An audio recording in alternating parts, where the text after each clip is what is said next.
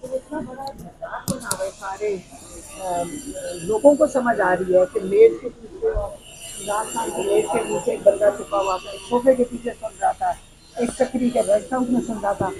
ये इतने अहमकाना FIR इन्होंने बनाई हैं कि मेरे ख्याल में कोर्ट में ऐसी FIR लेकर जाओ और ऐसे चार्जेस लेकर जाओ और उसके ऊपर लोगों को 10-10 साल की सजाएं दो कंस्पिरेसी बना के।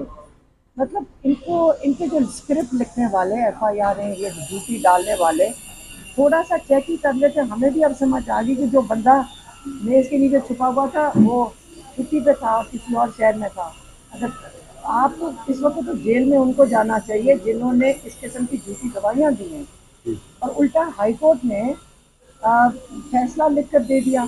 सुप्रीम कोर्ट के ऊपर भी इस वक्त बहुत बड़ी जिम्मेदारी है कि हालांकि उन्होंने कह दिया कि मेज के ऊपर नीचे छुपे हुए महकमा में, क्या पता सुप्रीम कोर्ट भी यही सोच रहा हो कि इतनी अहमकाना बात है कि इसको तो मेरे ख्याल में सुप्रीम कोर्ट में लाना ही नहीं चाहिए। इसलिए उन्होंने लीगल बात की है कि लीगैलिटी पे फैसला, मतलब डिस्कशन करना अगली दफा। यही मैं समझी, मुझे यही समझ आई है। अलीमा खान साहबा, आपको कोई उम्मीद है कि जो जिस तरह वो सजाएं मिल रही हैं 9 मई वालों को, कल भी ये सजाएं दी गई हैं 10-10 साल 5-5 साल, उससे पहले डॉक्टर यास्मीन राशिद साहबा, उमर सरफराज चीमा साहब, उन सबको सजाएं 10-10 साल दी गई हैं। तो आपको क्या लगता है, क्योंकि खान साहब तो उस टाइम पे मौजूद ही नहीं थे जब ये 9 मई का वाक़या हुआ था। देखिए कौन सी सज़ा इस वक्त है जो मेरिट के ऊपर है। हर सज़ा देने से पहले आपको उसकी शवाहिद पेश करने पड़ते हैं कोर्ट के अंदर। एक शवाहिद नहीं दिया गया है, और सीधा सा शवाहिद है जो पहले दिन से इमरान खान ने कहा था। आपको ये मालूम है कि पिछले 2.25 तकरीबन 2.5 साल से इमरान खान कह रहे हैं कि CCTV फुटेज ले आए और सारा उसके अंदर पता चल जाएगा। लेकिन CCTV फुटेज किधर गई है?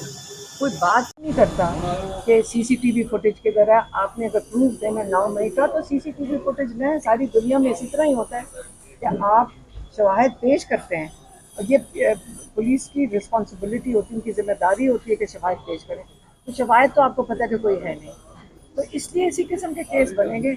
इमरान खान क्या कह चुके हैं, हमारी अदलिया को तो इन्होंने यरगमाल बना लिया है, एक गवर्नमेंट डिपार्टमेंट बना दिया। इमरान खान यही कहते हैं।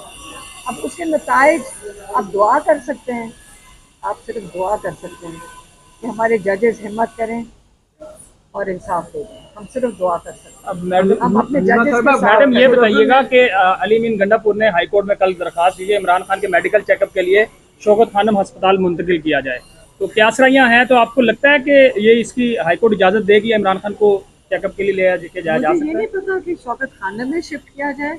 हमने तो सिर्फ ये दरख्वास्त दी हुई है कि इमरान खान को शौकत खानम के जो उनके अपने डॉक्टर्स हैं, डॉक्टर आसिफ यूसुफ और डॉक्टर फैसल सुल्तान, वो उनको विजिट तो कर लें। अब तो तकरीबन 10 महीने हो गए कि उनको डॉक्टर्स ने विजिट उनको अंदर गए नहीं और चेकअप नहीं हुआ। 10 महीने हो गए। ये कौन सा इंसाफ है कि उनके डॉक्टर्स नहीं जा सकते अंदर? तो इसलिए हमारी तो यही दरख्वास्त है कि सिर्फ उनको न जाने दिया जाए, और इतना भी नहीं वो कर रहे। हालांकि मेरी बहन जो अभी पीछे मुलाकात करके आई हैं केस के अंदर, तो वो कह रही थी माशाल्लाह अच्छे लग रहे हैं, लेकिन ये तो नहीं मतलब कि डॉक्टर से चेकअप नहीं होना चाहिए, और होना चाहिए, क्योंकि हमें इन लोगों पे शक है जिस इमरान खान पे 2 दफ़ा कातलाना हमला हो चुका है। इसलिए इमरान खान का अपने डॉक्टर से चेकअप करवाना हर 2 हफ्ते के बाद बहुत ज़रूरी है।